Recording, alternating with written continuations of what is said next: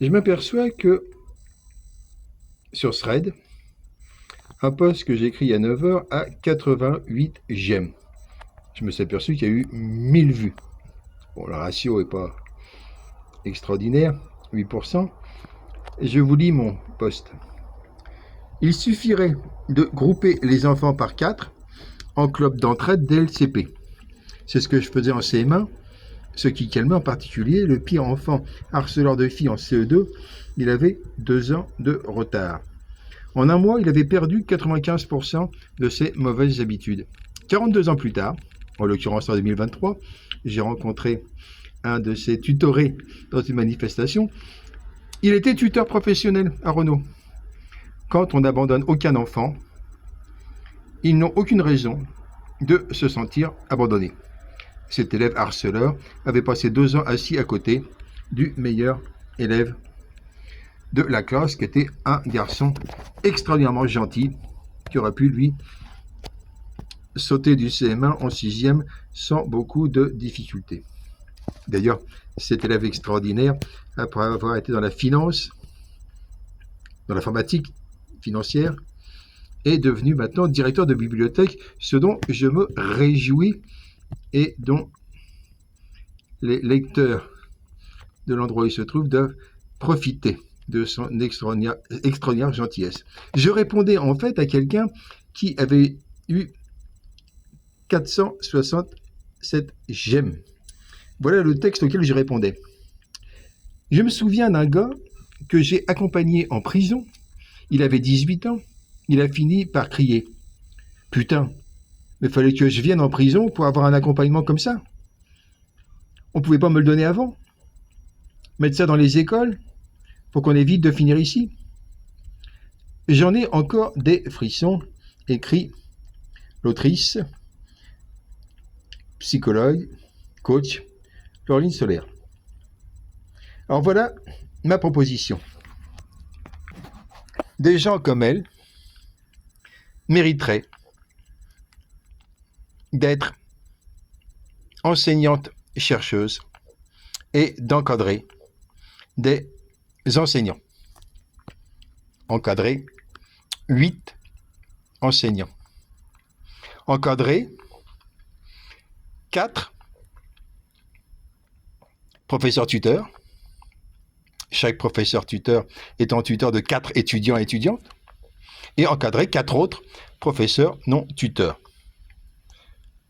Le peuple, dans un processus révolutionnaire, devrait donc désigner des gens comme elle comme enseignants-chercheurs. Je réclame 30 000 embauches d'enseignants-chercheurs par le peuple en révolution.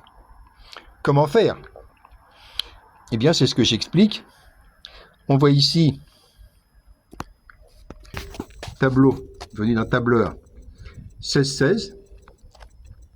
Les 4 en vertical seraient des enseignants, des professeurs tuteurs. Les 4 en horizontal, des professeurs non tuteurs. Et le supplémentaire 17-16 serait un professeur débutant délégué intermédiaire de base. Par quel processus ? Eh bien, je préconise un processus de désignation populaire, de délégués révocables. Je préconise une révolution dans laquelle on voit ici DIC 16-16, 16 étant la spécialité des sciences humaines. Et donc, pour être enseignant-chercheur dans un processus révolutionnaire, il faudrait avoir accréditation par 4 délégués de base, DB, qu'on voit ici, 16-01, 16-06, 16-16, 16-11 pour 16-16 et 16-21. Ce sont donc un délégué écologie-économie, qui serait chef de groupe dans la fonction publique, délégué de base 16-06 qui serait un sergent militaire, DB 16-11 un délégué santé, qui pourrait être une infirmière, chef, et un professeur tuteur 16-21. Je préconise une organisation dans laquelle La fonction publique est structurée de façon à ce que la population donne accréditation aux fonctionnaires. Un fonctionnaire serait un représentant du peuple ayant au minimum 4 citoyens lui faisant confiance. Une confiance rendant pénalement responsables les délégatrices.